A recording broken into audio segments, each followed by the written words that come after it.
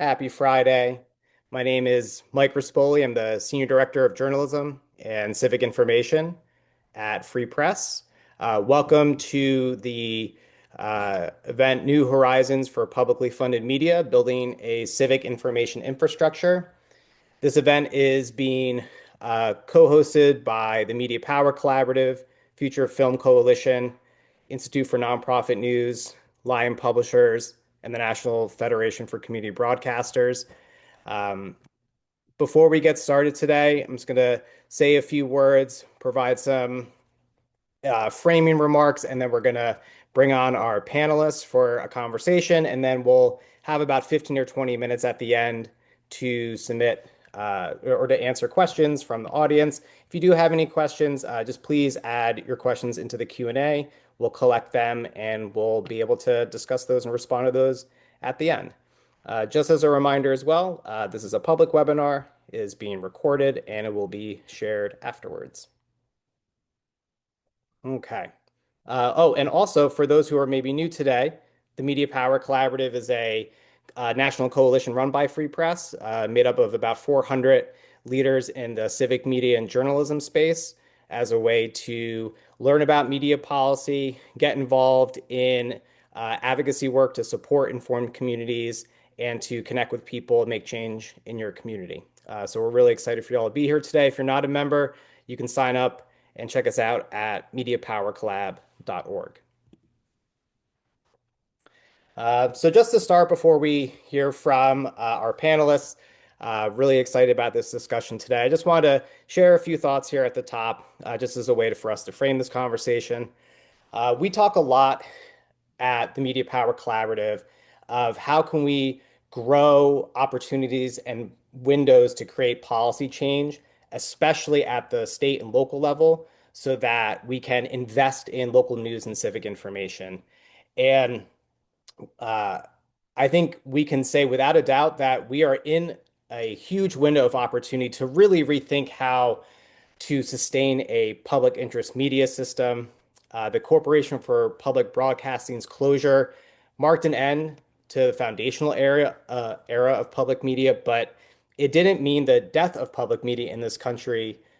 In fact, the values that have long animated publicly funded media as a concept remain essential: universal access, filling in gaps that the commercial market can't fill on its own, and understanding local media as a civic infrastructure and not just as an industry. We're seeing innovators and mission-driven community organizations around the country step up so that their neighbors have access to news where they live. We're seeing state and local lawmakers begin to reimagine public investment into news and civic information. And while real challenges remain at the national level, certainly, and certainly in many other states across the country, we do have a chance now more than we have in many decades to begin to rethink how a public interest media system can really meet the moment for so many of us around this country. The opportunity is here to finally treat local news and civic information as a public good. Um, we believe that to do this, it's by making sure that every community has access to trusted information that helps people stay safe, connected, and be able to make change in their community. And we feel like that framing matters because it shifts the goal from industry survival to community service, from subsidies for existing players to public interest outcomes. And it shifts the framing from building media coalitions of a very narrow set of stakeholders to broader civic coalitions where uh, many folks have a seat at the table. And so it's our hope that future of public media conversations are really conversations about community need. And that's why we're convening this conversation today. We think that not only will setting the terms of debate around community need make for better policy, we think it'll allow for people who have a vested interest in this outcome to see themselves reflected in those debates. That includes nonprofit newsrooms, independent publishers, community broadcasters, documentary filmmakers, ethnic media, civic organizations, philanthropy, policymakers, and the communities these systems are meant to serve. And we think that by having a conversation or centering a conversation around the future of public media around community need, it'll also help us better understand this legislative activity and opportunities around the country. Because if public dollars are on the table, then the question is not just how to support local news or how to support public media. It's really how to use public investment to build a more sustainable, equitable, and community-centered media system. And so I'm really excited to be having a conversation about that today. We have a panel of media rock stars representing community broadcasting, nonprofit news, independent publishing, and documentary film. And so I'm going to be introducing our speakers for today and kind of turning over to them a little bit to share about their work, who they are, and how they are coming at this work. First, we have Chris Cruson from Lion Publishers. We have Jonathan Keeling from the Institute for Nonprofit News. We have Rima Dial from the National Federation of Community Broadcasters, and Jack Steluka from the Future Film Coalition. Uh, Thank you so much for joining us today. I've had the opportunity to speak to you all in one-on-one or in groups about what we're going to be chatting about today. So I'm really excited that you were able to join us. Um, First, I'll pass it over to you, Rima, and I would love for folks to share, first about you, of course, about the work. But I would really love to start by asking each one of you, how does your sector come into this conversation around the future of public media, since we're really talking about, trusted information, local storytelling, education, culture, all of those things. And so as you're introducing yourself, I would love to hear about how you're kind of coming into this work and what your constituency can add to this broader vision of publicly supported media. Rima, I'll turn to you first. Thank you, Mike. Thank you for having us today. Hi, all. I'm Rima Dael, and I'm the CEO for the National Federation of Community Broadcasters, also known as NFCB. We're a 200-member organization, a national organization of community radio broadcasters, primarily non-NPR stations.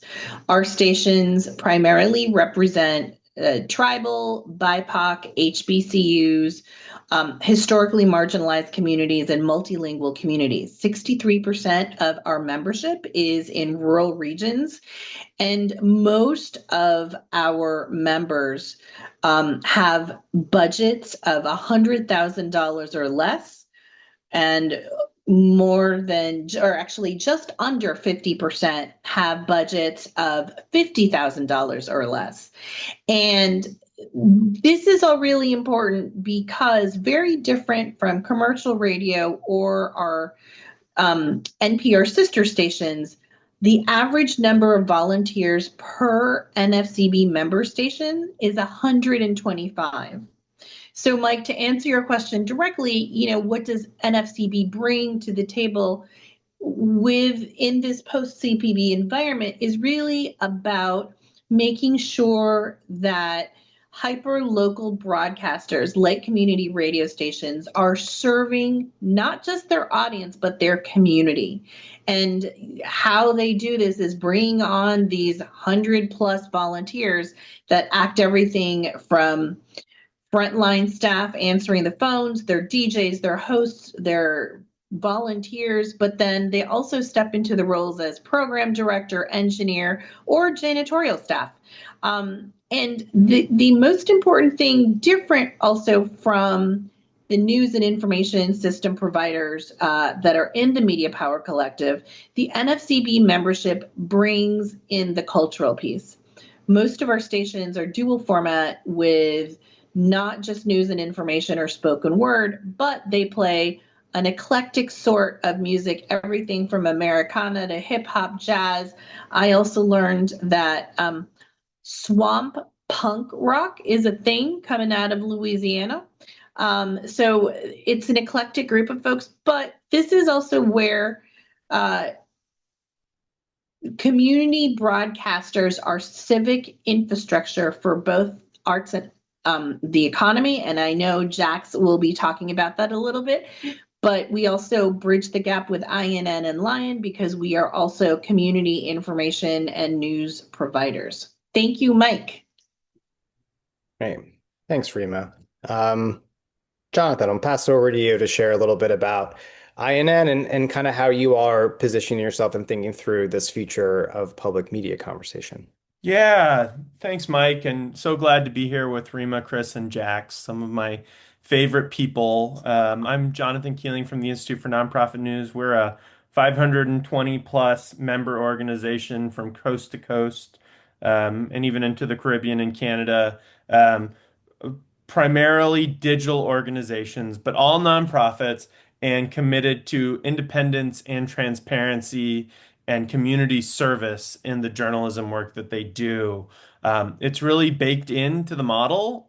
In being a nonprofit, you are a community benefit asset. You know, nonprofits have tax preferred status because they exist to provide a community benefit. And so that sort of community orientation is embodied in the boards of directors that oversee the organization and in the model itself. And so as we begin to think about the future of public media, we're excited to represent both existing public media stations. We've got several dozen, legacy public media organizations, primarily public radio, but also some dual licensee NPR PBS stations as well.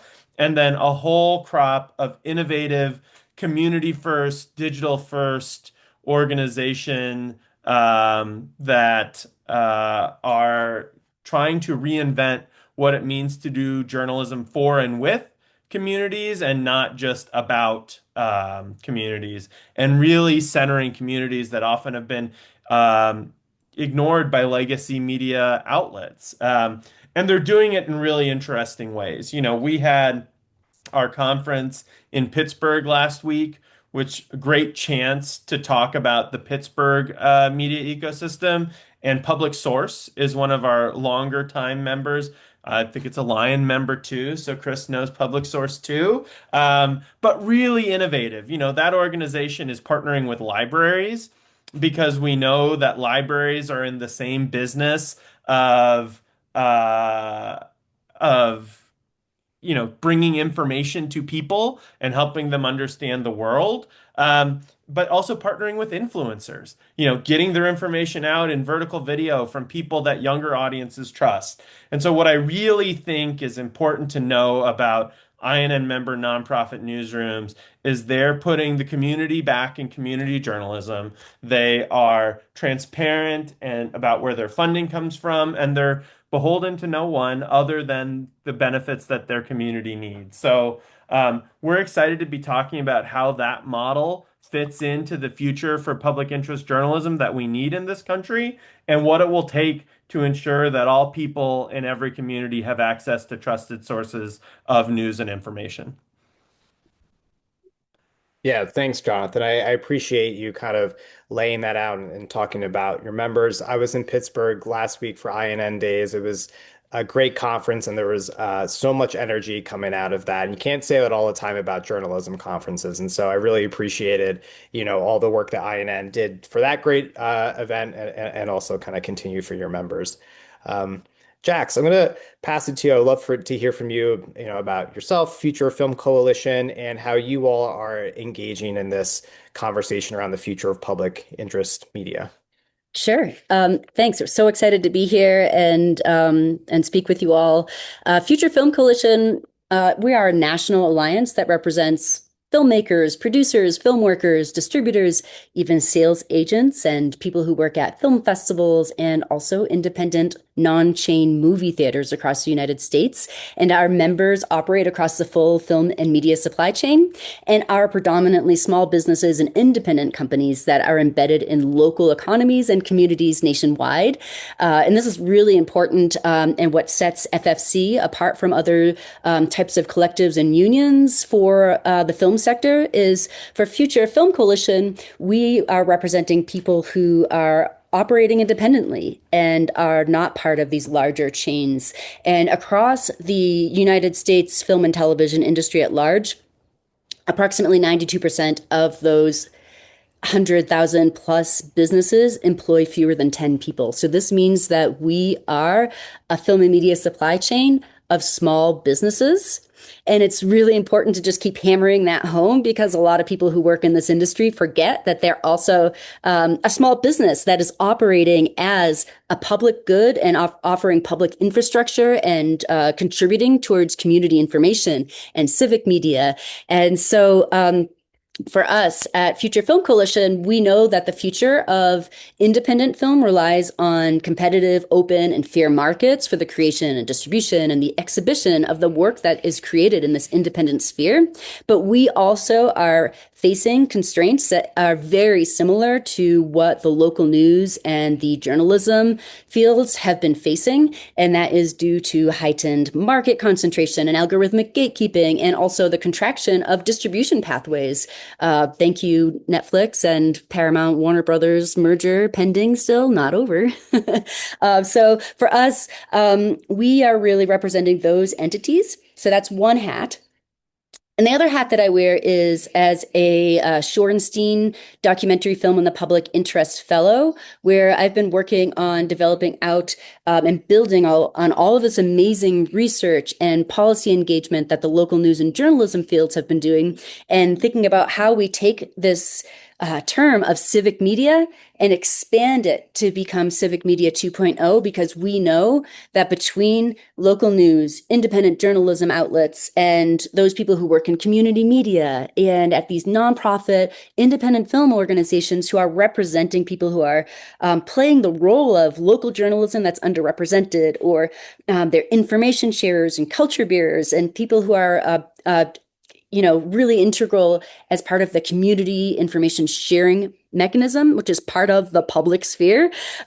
We are all doing that together in various ways. And as Jonathan mentioned, like, we have the explosion of the internet. Sure. So there's also people who have independent outlets and influencers that are part of that realm. So how do we support this other side of public media that is way expanded beyond what public broadcasting used to be? So Civic Media 2.0 is kind of bringing all of that in and thinking, when we're talking about civic media and public media, that it's this expanded definition, because there are people who also work very fluidly across all of these sectors. So we just need to recognize that we collectively need to be working in tandem and in alliance, because we're all facing the same issues, and it's not going to be fixed in silos, because we know policymakers are not going to get that niche with us. So we need to just start working together as a block. So that's kind of our motive, and we're just so excited to be here and finally stitch together these communities that have been long siloed. It's been so interesting to learn those silos, and there's so many people that I know that we need to be meeting with. So we are open to that, and you'll be able to contact us later as well. Super excited to be here. Yeah, thanks, Jackson. Yeah, really want to echo the kind of call for bringing together a variety of stakeholders in this and figuring out collectively how we all can be working together as a way to call more people into this.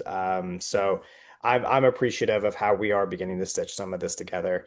Uh, Chris, I would love for you to share a little bit about Lion, and even to this point, about how you all are kind of viewing the role of small independent news publishers in this bigger conversation around public funding and public interest media. Yeah, thanks, Mike, and thanks to the Free Press and Media Power Coalition folks for having us to talk about this. Lion stands for Local Independent Online News. We have about 500 members across the country. We worked with about 800 organizations, independent news organizations in the US last year through our programs or our event. Lion's really all about trying to help these small businesses. I could not have agreed more with what Jax was saying about these organizations, not just as providers of essential information, but each individually a small business. And we try to help them with a variety of kind of tools and approaches to help them better understand that fact and do better. And we specifically came to this work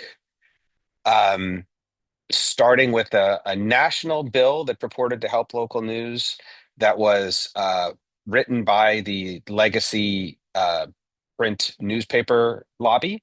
That was kind of a bad bill. In many ways, attempted to define local news by conveniently not recognizing pretty much any of the organizations on this call and directing a bunch of money into the pockets of corporate owned organizations that, from the point of view of many of my constituency, had kind of created the fire to begin with.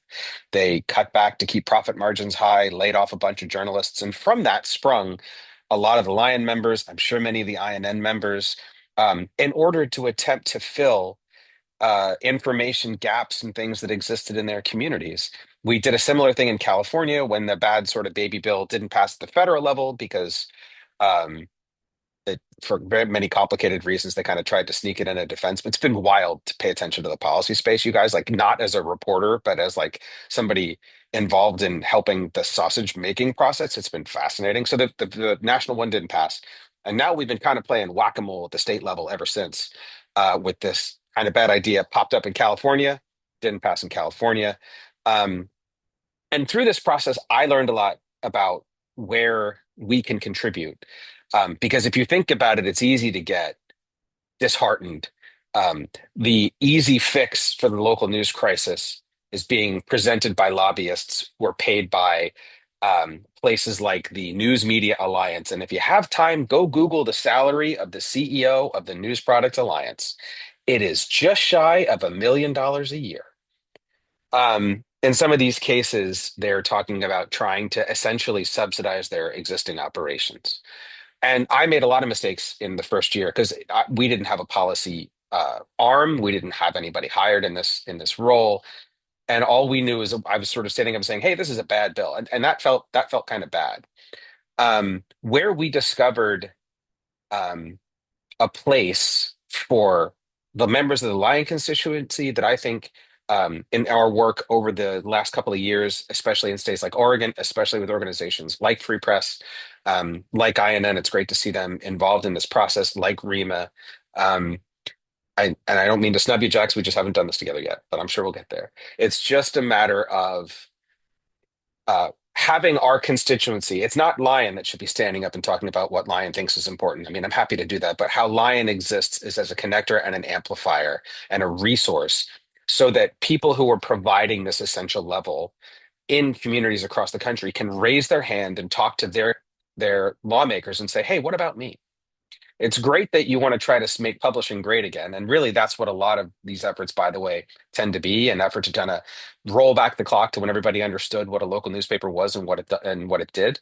Um, but we have all these innovative things happening across the country, and there isn't legislation. There aren't efforts that recognize who these folks are, the work they're doing in their community. Many of them, in order to start these efforts, have mortgaged a house or cashed in their retirement or taken out a loan or sold their car. And I've seen all those stories represented in the Lion Continuum. Um, and they are just as valued as organizations because they money that they raise, the jobs they create, stay in their communities. So many of the corporate interests that are now advocating to get paid for the essential service they provide have a headquarters out of state. By being profitable, definitionally, they take more money out of that community than they leave in it.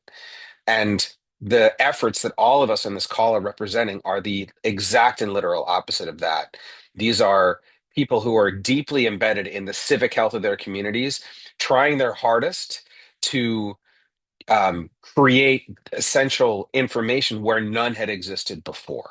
And all we're asking is for them to be represented when lawmakers are sort of making these policy choices, which, by the way, I personally happen to think could be a lot more advantageous to efforts like this than just cutting everybody a check and calling it good. Trying to get money out of government is perhaps the least interesting part of the process that literally governs every aspect of these businesses when we could be asking them to pull so many different levers to make it easier, less complicated, less bureaucratic to get more democratizing information out there. And I'll stop monologuing now. Thanks, guys. Can I chime in right after Chris because Chris, we're Yeah, such please a do. new organization. So that was not a snub. It was probably important for me to mention this earlier. We just got our 501(c)(3) status, but our origin story is very similar to Lion Publishers, where it's like there's so much policy that's being made right now that does not suit our constituents because we don't have a lobbying entity for people who work in independent film doing this work. So similar. So I'm just so excited that we're here and being able to kind of talk through some of these things because we'll be future partners for sure. Yeah, thanks for that, Jackson. Rima, I'm actually gonna come to you first because I think, a bit of what Chris and Jax just brought up there is really about like policy design, right? So it's like Yep. not just saying there's a problem and only listen to people who are in positions of power about what those potential solutions could be, but really thinking about policy design to respond to the people who are most impacted by, in this case, the lack of a public good news and information in their community. Community broadcasters have been involved in policy work for a very long time, and have always kind of positioned themselves as kind of people of the community who are advocating for their community and for community broadcasting. And so, um, from your perspective, what are some things that when we're talking to policymakers or we're advocating for policy, like what can we learn from community broadcasters when it comes to designing public funding around community information needs rather than a more narrow set of industry interests or needs? Thanks, Mike. I'm going to start with public safety as an important grounding factor in this post CPB environment. One of the things that most folks don't understand about community media, both TV and radio, in terms of broadcasting, is they're the literal part of the civic infrastructure for safety across the country.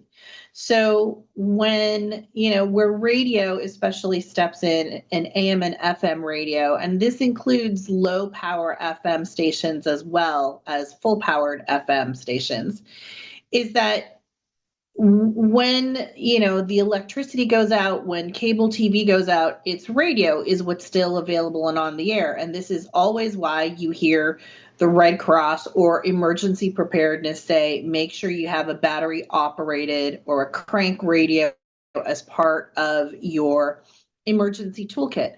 The other unfortunate role for a public safety place that community broadcasters play is what happens when there's an active shooter in your local community? What happens when there's flooding, natural disasters, but also, as we learned in the pandemic, local broadcasting was first and foremost better believed by communities than those who were giving information on a regional or a national level.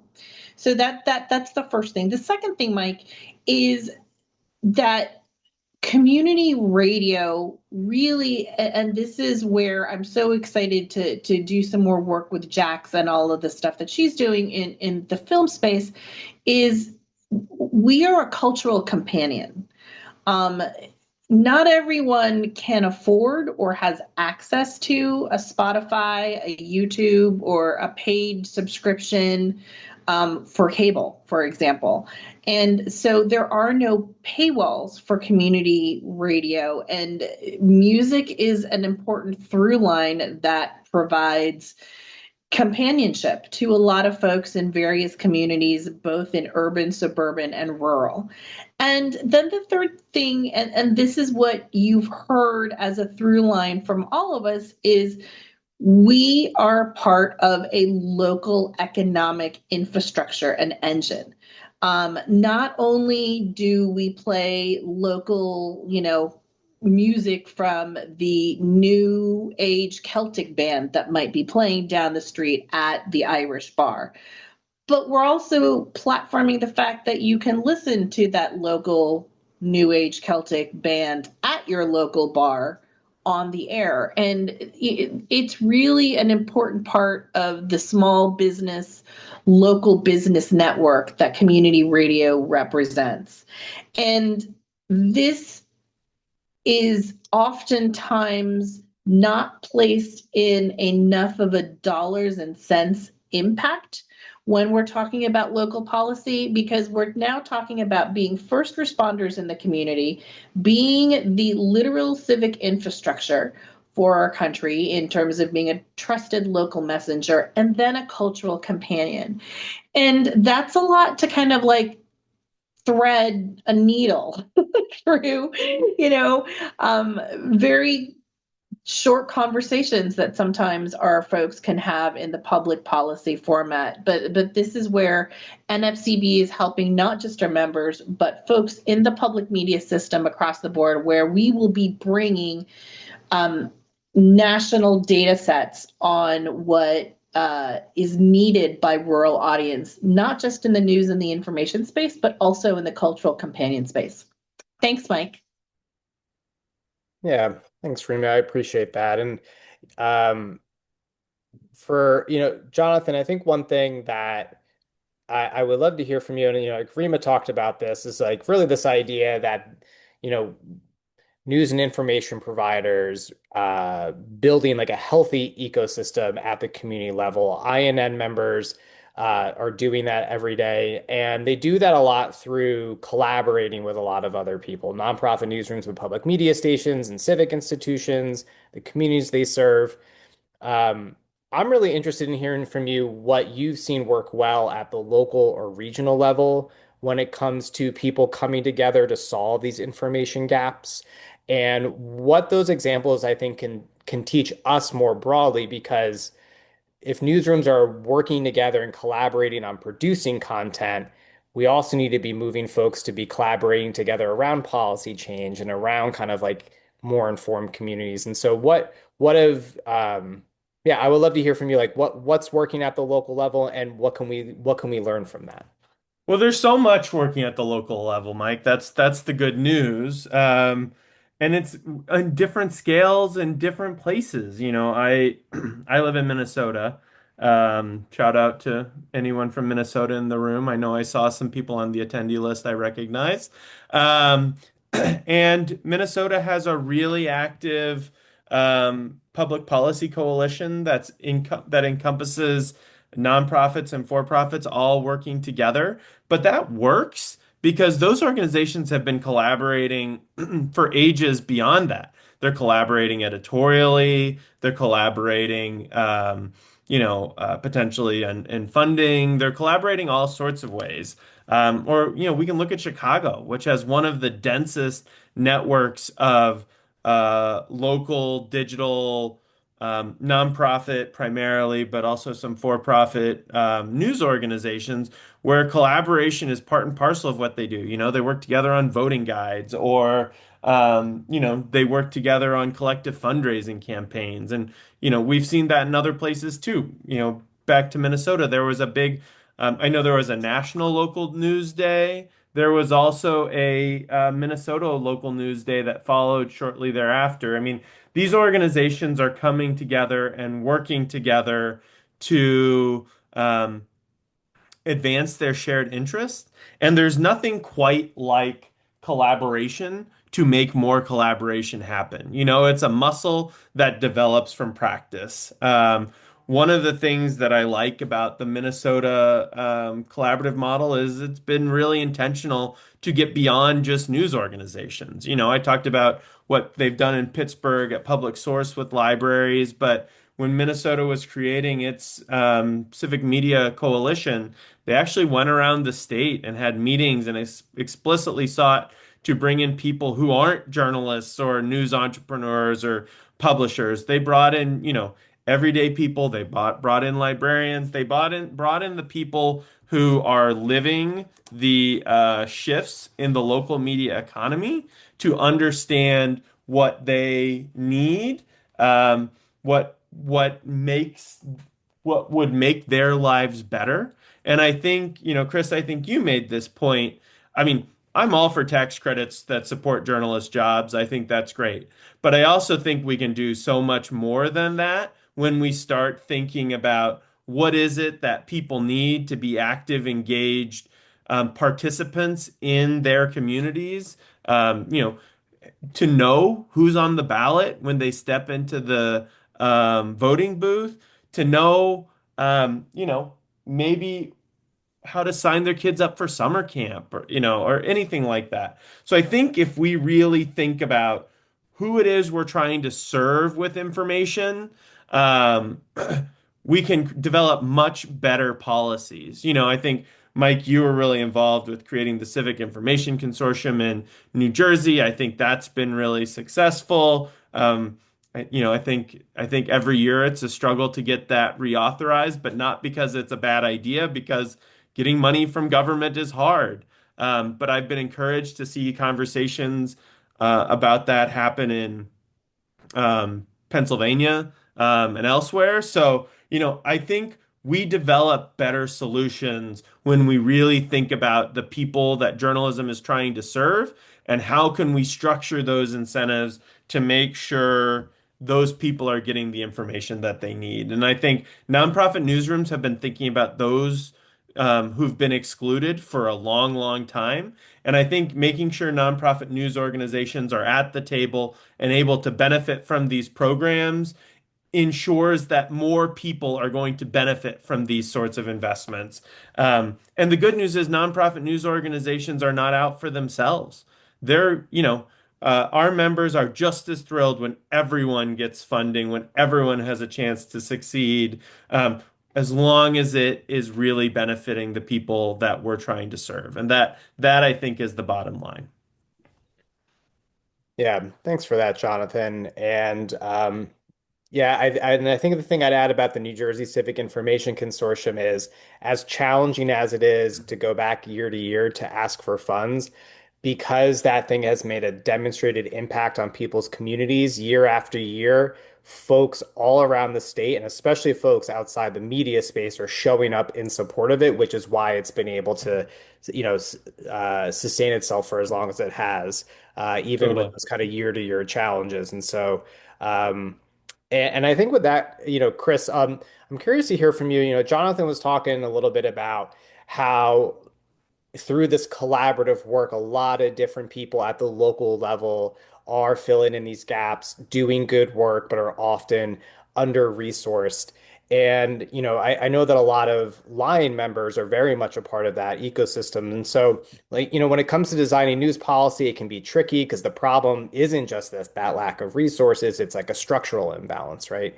Money and power too often in the hands of, concentrated corporate chains and hedge funds, independent publishers doing good work, but under-resourced, not as many folks, who are going to be lobbying in the state house necessarily don't have those professional associations. And so with all of that, I'd be curious to hear from you, like how should policymakers design public funding models to account for this like new system that is popping up and so that it's really investing in the future of public interest media and not necessarily just pumping more money back into the hands of legacy players or that kind of media hierarchy that I think like we know exists today. Yeah, I think that's the trick. I've been really heartened by not just the New Jersey Civic Information Consortium, but a similar effort in Pennsylvania that kind of pairs that with another great idea that we've seen, especially in California, which is a local reporting fellowship program for early career journalists to spend a couple of years sort of making their bones in a newsroom and funding that position at the state level.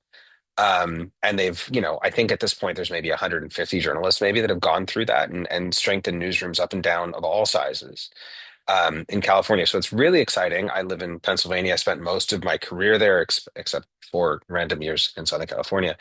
Um, and to see that kind of taking the best of New Jersey's approach, taking the best of California's approach, and kind of fusing them together, I really hope it moves forward.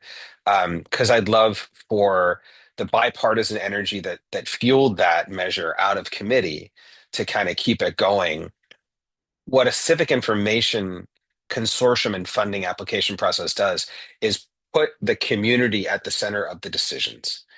The challenge with an automated system that kind of just pays people, um, depending on how many journalists they have, advantages you if you have journalists, if you have resources. It's more resources for those who have resources. And I don't mean to suggest these organizations are not struggling.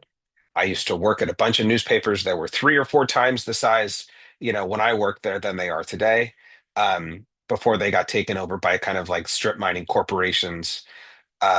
And some of the sort of like just when newsrooms become part of financial instruments, it's kind of all over but the shouting. And that's kind of where their lobbyists are positioning them today. Well, our members can't afford lobbyists. The closest thing they have, we have we were lucky enough to have some funding to hire an associate director of public policy. His name is Chuck Cora. He's wonderful. He's worked on renewable energy programs across the South, so he's tried doing hard things before. Um, and having Chuck as a resource and having Chuck be the person who is sort of writing model letters and letting people sort of put their own spin on them and helping them keep track of what bill is where and which offices to contact with what question, encouraging people to use their voices to contact their constituents has really helped us in a couple of places, including in Oregon, build a counterweight to legacy industries that'll just sick their lobbyists and their, hail fellow well met cigar chomping buddies on the problem, and at least throw sand in the gears to slow the process down and make sure more people are represented in discussion. So to answer your question directly, the thing policymakers can do is listen to their constituents and pay attention to the folks who have set aside time in their lives to try to inform their neighbors and their communities in ways that they know no one else is doing or is going to do. The problem at this point in trying to subsidize a corporate news that's already cut out of a community is, do you really think they're going to add a reporter back? Or are they just going to pocket that money and keep doing what they're doing? I mean, I just kind of think that's the obvious thing that comes out of a straight subsidy model, as we've seen before. Tax credits are fine. One of the challenges of tax credits, particularly tax credits for nonprofit news, as we've seen in the state of New York, is that sometimes those credits apply to taxes nonprofits don't pay. Nonprofits are tax advantaged. And so a measure that you just have to be really careful when you're advocating for something like that in an industry that's kind of built to navigate a different set of commercial constraints. This was also a measure proposed by, no surprise, print media, uh, decidedly for-profit print media. So it's, the good news is the environment we're working in has seen lawmakers from both sides of the aisle say in a very bipartisan way, something's wrong with our local news. These lawmakers, by the way, here, we're used to having multiple people show up when they're holding up a cardboard check in front of the rec center. All of a sudden, those people aren't there anymore. So the problem is probably more visible to your average state representative or state senator than almost anywhere else. They know it's a problem. Um, the initial solutions are always going to be brought to them by lobbyists, by people with the resources to do that. And so, really, the kind of angle I think we're playing here, if I'm going to be crass about it, the thing we're trying to do is to organize these voices and make sure they're represented, because the decisions are being made, policy is being made, and our only shot to affect that is to get involved in the process, as messy as it might be. Yeah, thanks for that, Chris. And I think that, that really ties in nicely what I was going to ask you, Jax. And what I will say to folks is we're going to be coming up on Q&A. So if you have any questions for us, feel free to drop those in. If we don't get to your question, we'll get in touch with you, or feel free to reach out to us as well. We always have way more of a rich conversation than an hour could contain. But Jaxie, I actually had the question I was going to ask you is really related to something that Chris said, which is how are you actually bringing all these folks to the table? You've talked a lot about building, or the need to build bridges across the documentary film space and journalism, other forms of public interest media. From your perspective, what would it take for filmmakers and journalists, stations, community storytellers to see themselves as part of the same fight? And what are the advantages of breaking those silos across those sectors? Great question. And also, Chris, I love that you just talked about Chuck Cora, because I was recently reading some of the public comments he submitted for the Oregon policy and was like, oh, who is this guy? We need more of this, because it is so true. All of us are underrepresented and under-resourced. So a lot of people are not submitting those public comments. And that's also really critical, I think, once we all start working together. But the things that we're doing, okay.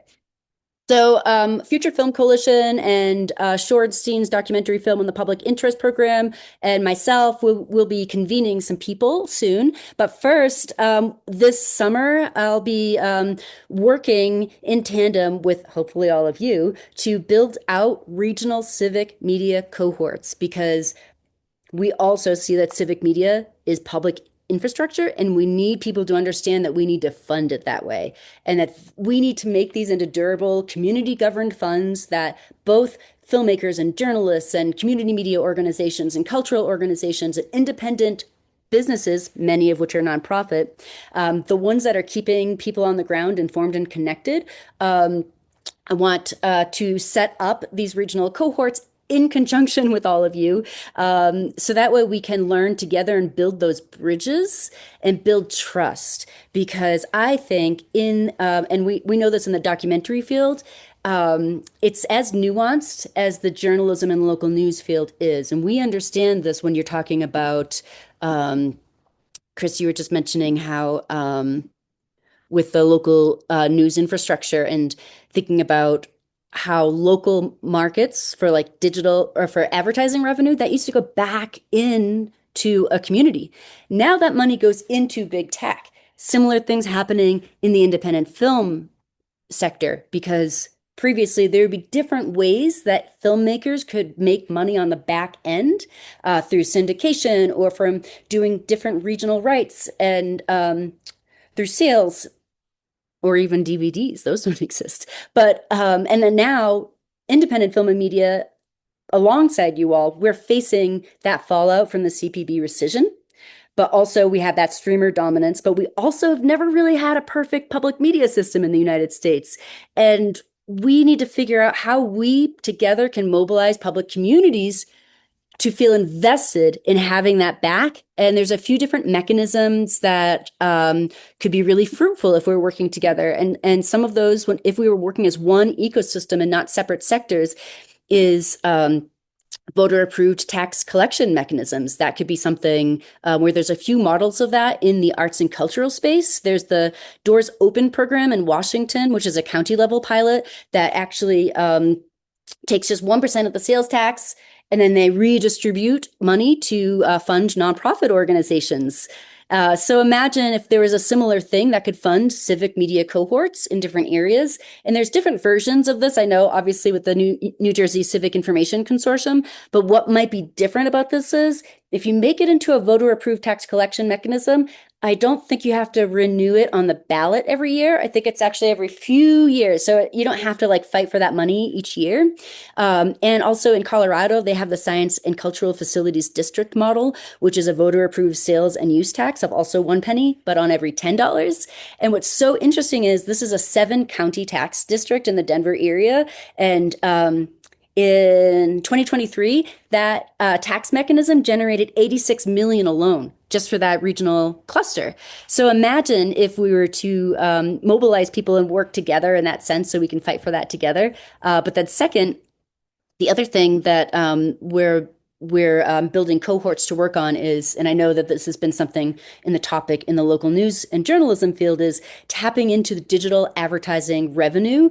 Even if we can find ways of doing regional taxes that could bring that through. That way, that money that used to go into local news or outlets that go to big tech now could actually go back into local journalism and local public media. And I feel like there's different ways that we might be able to pull some of those levers. And some states, they're already having luck using that mechanism, but not redirecting it specifically to a budget line. So I think our goal would be making that case together of how this extractive system has collapsed these industries, and this is kind of the thing that offsets it. And as I was working on the Shorenstein work, the original work was really based around looking at Newton Minnow's speech when he was at the FCC.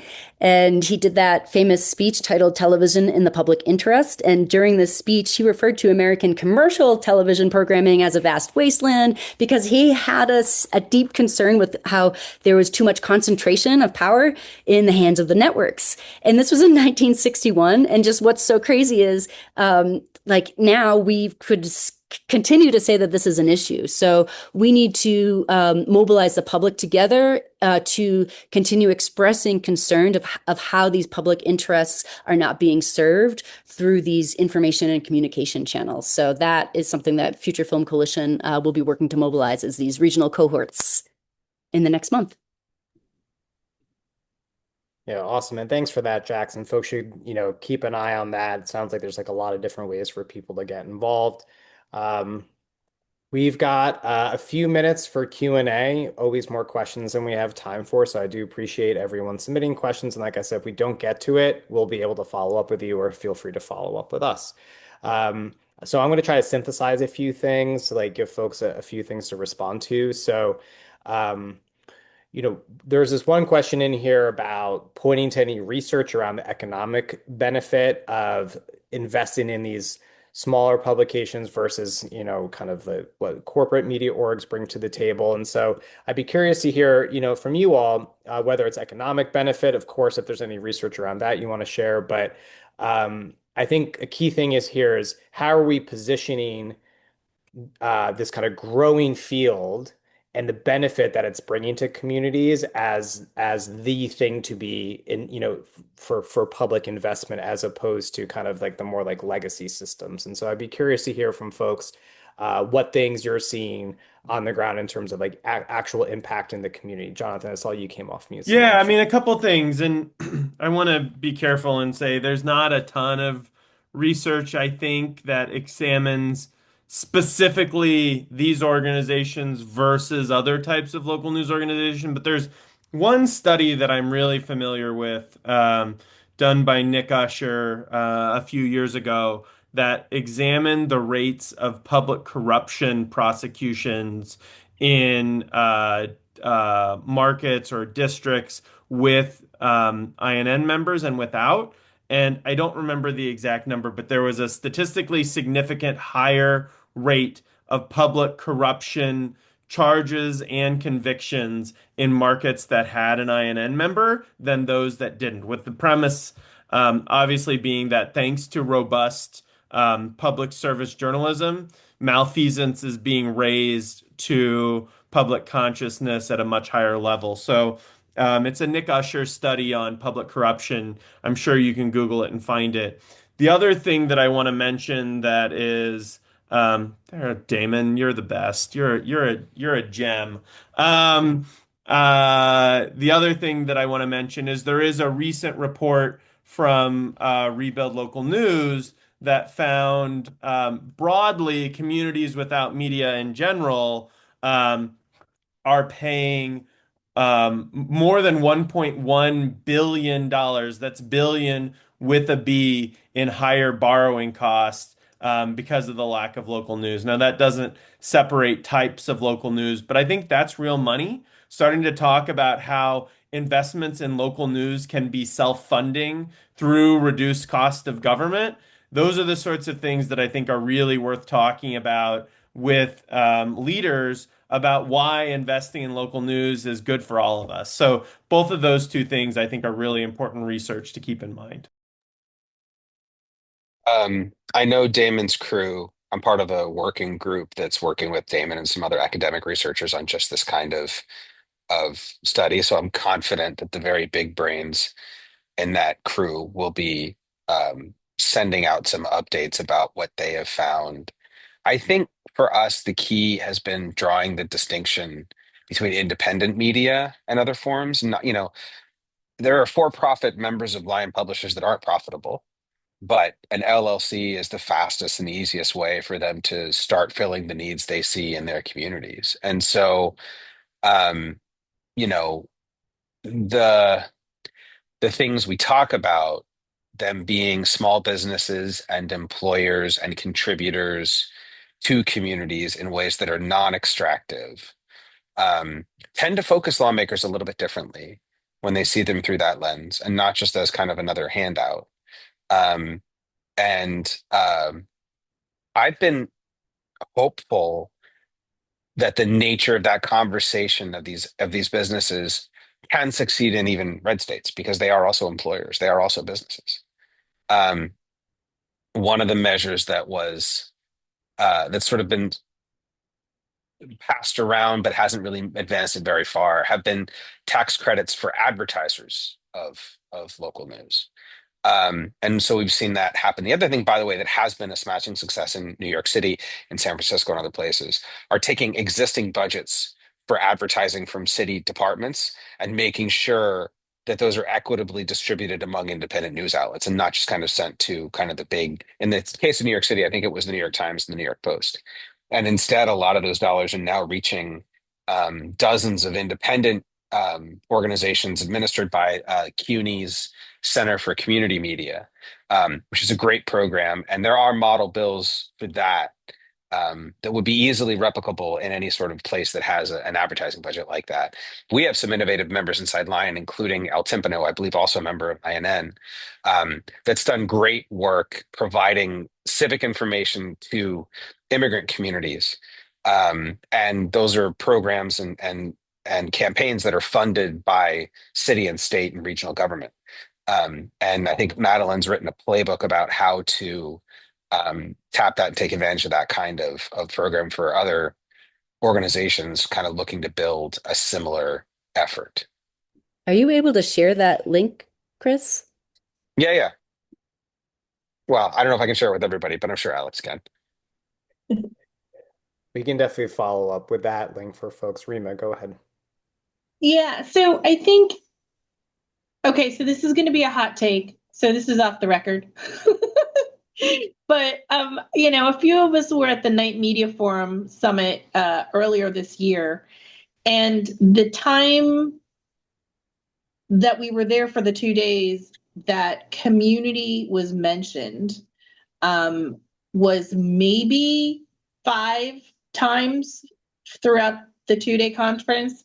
But yet within this hour of our conversation between, 5 organizations here, community comes up as almost every other word of why we're doing this, the importance of the work, and the impact of who we are and what we're doing is always community centered, and to also do it in a non-extractive way. And I think that's really an important difference in how those of us who are building this collaboration within Free Press, within the Media Power Collective, but what each of our organizations are trying to do is build a network of like-minded organizations to better use our shared resources for our broader communities. And you don't get that in for-profit media at all. And so I think that's really an important distinction between what nonprofit news and information ecosystems, civic information ecosystems do much better than our for-profit colleagues. Well, thank you, Rima. We are about to hit time. And so I want to be mindful of that. But I first want to thank everyone on our panel today, Chris, Jax, Rima, Jonathan.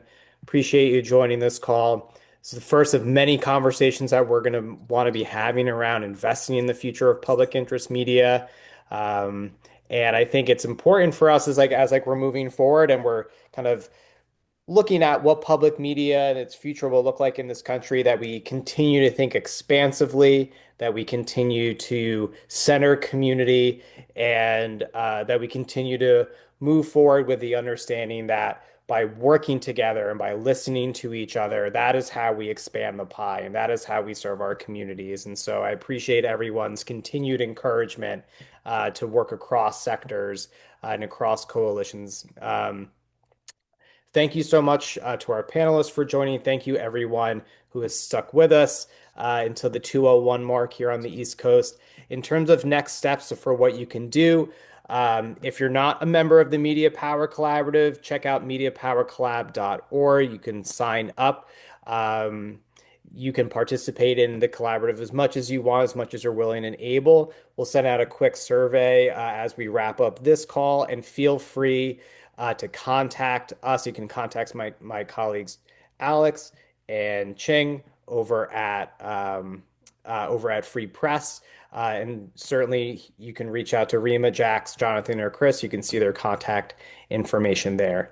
Thank you again so much for everyone for joining us. I hope folks have a great weekend. Take care, everyone. Thanks, everybody. Have a great weekend. Thanks for being here. Thank you, Yeah, thank everyone. you. Thanks all.